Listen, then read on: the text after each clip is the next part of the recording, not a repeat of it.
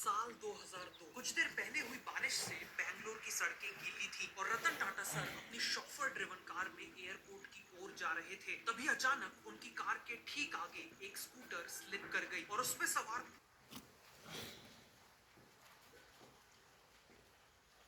साल 2002 कुछ देर पहले हुई बारिश से बैंगलोर की सड़कें गीली थी और रतन टाटा सर अपनी शॉफर ड्रिवन कार में एयरपोर्ट की ओर जा रहे थे। तभी अचानक उनकी कार के ठीक आगे एक स्कूटर स्लिप कर गई और उसमें सवार पूरी फैमिली रोड पे फेंका गई। ड्राइवर ने जोर से ब्रेक मारा और कार टाइम पे रुक गई, लेकिन केवल एक सेकंड, अगर केवल एक और सेकंड की देरी हो जाती तो रतन टाटा सर की कार पूरी फैमिली को क्रश कर सकती थी। उस दिन उन्हें रियलाइज हुआ कि इंडियन रोड्स पे हर दिन करोड़ों लोग इसी तरह से टू व्हीलर्स में ट्रैवल करते हैं और इसी तरह अपनी जान को जोखिम में डालते हैं। इसीलिए उन्होंने ठान लिया कि वो इन फैमिलीज के लिए कुछ करेंगे। रतन टाटा सर क्वालिफिकेशन से एक आर्किटेक्ट थे, मतलब वो स्केचेस बनाने में माहिर थे। इसीलिए वो अपने आइडियाज को स्केच करने लगे। सबसे पहले उन्होंने बनाई एक स्कूटर जिसमें पीछे दो पहिए लगे हुए थे, फिर एक स्कूटर जिसमें प्रोटेक्टिव केज लगा हुआ था और फिर बनाई बिना किसी डोर, बिना किसी विंडोज वाली एक फोर व्हीलर बगी। बट फाइनली उन्होंने डिसाइड किया कि वो एक प्रॉपर कार ही बनाएंगे, एक ऐसी स्मॉल साइज कार जो भारतीय आम आदमी को सेफ, अफोर्डेबल और ऑल वेदर ट्रांसपोर्टेशन प्रोवाइड कर सकेगी। हिस्टोरिकली भी ऐसी छोटी और अफोर्डेबल कार्स काफी सक्सेसफुल रही थी। जैसे जब वर्ल्ड वॉर 2 के बाद जर्मनी में गरीबी थी, तब वहां अफोर्डेबल फोक्सवैगन बीटल करोड़ों जर्मन्स की पहली कार बनी। यही काम 1950s में इटली में फिएट 500 ने किया और ब्रिटेन में ओरिजिनल मिनी ने। इसीलिए 2002 में टाटा मोटर्स ने पुणे में एक छोटी सी टीम असेंबल की और इस प्रोजेक्ट पे काम शुरू कर दिया। इसी दौरान रतन टाटा सर ने एक मीडिया इंटरेक्शन के दौरान बताया कि टाटा मोटर्स एक अफोर्डेबल कार बनाने पे काम कर रही है, जिसका प्राइस अराउंड 1 लाख रुपीस होगा। केवल 1 लाख रुपए में कार का मालिक बन जाना लोगों के लिए अनइमेजिनेबल था। इसीलिए इस खबर की चर्चा केवल इंडिया ही नहीं बल्कि पूरी दुनिया में होने लगी। रतन टाटा सर ने तो ये नंबर कैजुअली केवल एक एस्टिमेट के तौर पे कह दिया था। उन्होंने तो इवन इस खबर को करेक्ट करवाने का भी सोचा, लेकिन फिर उन्होंने इसी 1 लाख रुपए के प्राइस पॉइंट को अपना टारगेट बना लिया। कई इंडस्ट्री लीडर्स इंक्लूडिंग सुजुकी के चेयरमैन ने पब्लिकली कहा कि 1 लाख रुपए की कार बनाना इम्पॉसिबल है, लेकिन रतन टाटा सर पीछे नहीं हटे। जब कार के नाम चुनने की बारी आई तो मिंट, नियो, इनका, बाइकार, आईकार, इयॉन, एरा और एटम जैसे नाम कंसिडर किए गए, लेकिन फाइनली जो नाम चुना गया वो था नैनो, टाटा नैनो, क्योंकि ये नाम एक साथ स्मॉल और हाई टेक्नोलॉजी को सिंबलाइज करता था। 2005 में नैनो का पहला प्रोटोटाइप तैयार हुआ। इसमें लोकल मार्केट से खरीदा हुआ केवल 8.5 हॉर्स पावर का सिंगल सिलेंडर इंजन लगा हुआ था और कंपोनेंट्स को जैसे तैसे बस फिट कर दिया गया था। खुद रतन टाटा सर ने इसे टेस्ट ड्राइव किया। उन्होंने जैसे तैसे अपने लंबे फ्रेम को इस छोटी सी कार में फिट किया, लेकिन ड्राइव करते ही वो बेहद डिसअपॉइंटेड हो गए। उन्होंने कहा कि I should not have driven this. Power और डिजाइन दोनों में ही ये प्रोटोटाइप रतन टाटा सर के विजन से कोसों दूर था।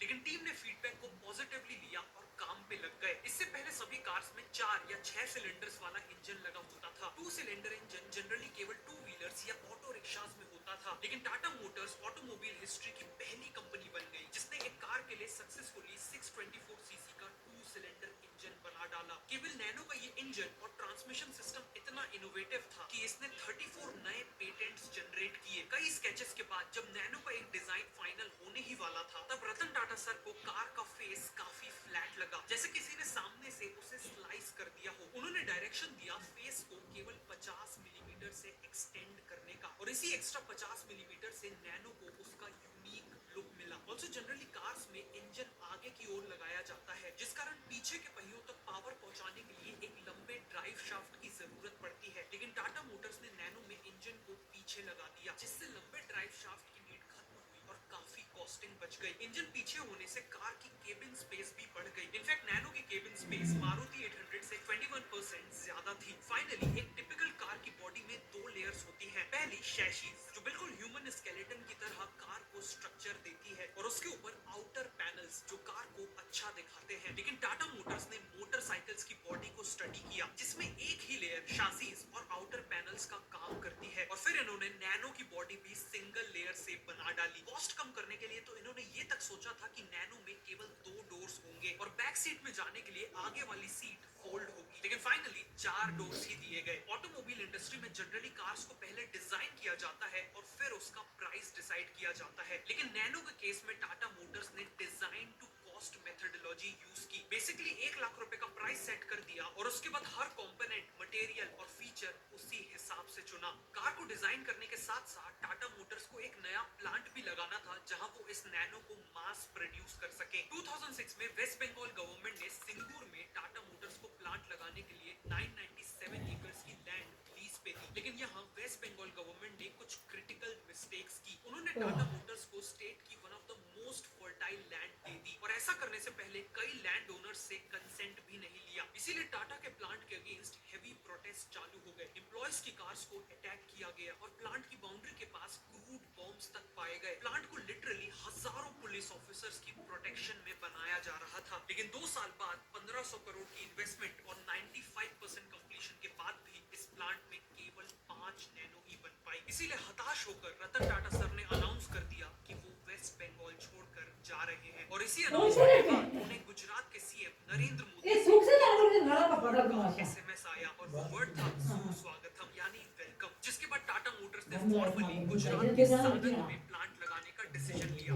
दूसरी ओर पुणे में 4 साल की कड़ी मेहनत के बाद टाटा नैनो पूरी दुनिया के सामने आने के लिए रेडी थी। जनवरी 2008 में दिल्ली में 9th ऑटो एक्सपो था, यानी इंडिया का लार्जेस्ट ऑटोमोबाइल एग्जीबिशन। नैनो को भी इसी इवेंट में अनवील किया जाने वाला था। इवेंट के लिए 7 शो कार्स को कंप्लीट सीक्रेसी में हैंड बिल्ड किया गया। इन्हें पुणे से 3 कवर्ड ट्रेलर्स में दिल्ली ट्रांसपोर्ट किया गया और हर ट्रेलर में शॉटगन के साथ गार्ड्स तैनात थे। उस दिन खुद रतन टाटा सर ने एक व्हाइट नैनो को ऑन स्टेज ड्राइव किया। उनका सर ऑलमोस्ट रूफ को छू रहा था। जिस नैनो कार को पूरी ऑटोमोबाइल इंडस्ट्री ने इम्पॉसिबल कहा था, आज वो दुनिया के सामने थी। नैनो को देखते ही पूरा क्राउड अपलॉड करने लगा, चीयर करने लगा। लेकिन सालों पहले जब 1 लाख रुपए का प्राइस अनाउंस किया गया था, तब से अब तक कार में लगने वाले कंपोनेंट्स जैसे रबर, स्टील और ग्लास के प्राइसेस बढ़ चुके थे। इसीलिए लोगों को लगा कि नैनो का प्राइस अब 1.2 या 1.5 लाख होगा। लेकिन फिर रतन टाटा सर ने माइक लिया और अनाउंस कर दिया कि नैनो का डीलर प्राइस अभी भी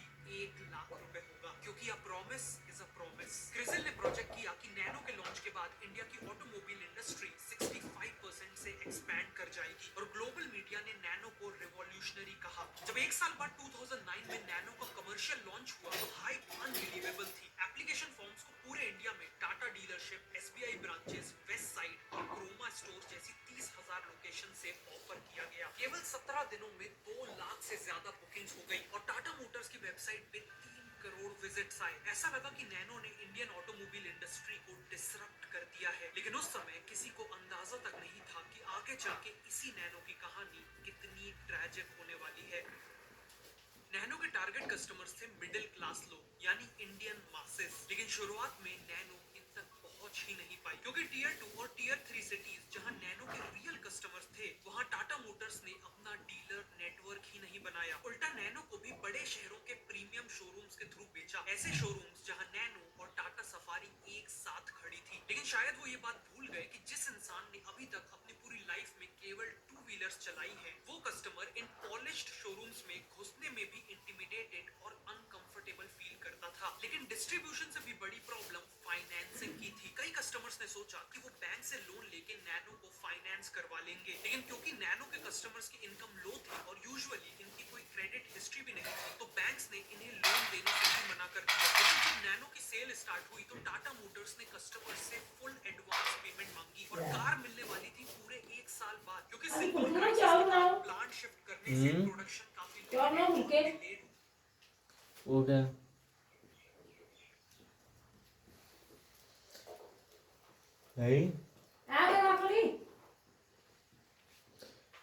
जो पीले चावल बनाई शुरू सीधी वाला है कर ठंडा लोड़ो टमाटर उतरी 2 टमाटर 2 प्याज बहुत है। पीले चावल स्वाद बनाई शुरू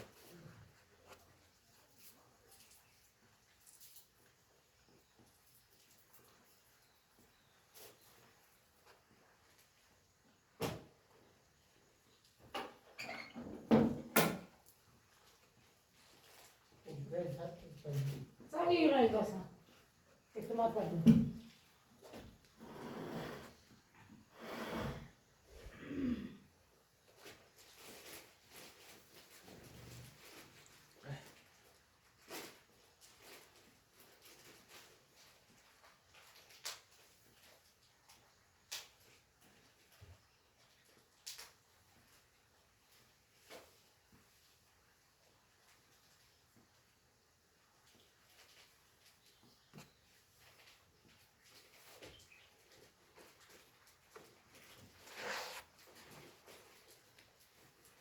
ਇਹ ਕਿਹੜਾ ਭਾਜੀ ਮੈਂ ਲਿਫਟੀ ਚੱਲਦਾ ਹੈ ਨਾ ਗੋਟੀ ਕਰਨੇ ਕਾ ਤੇਰਾ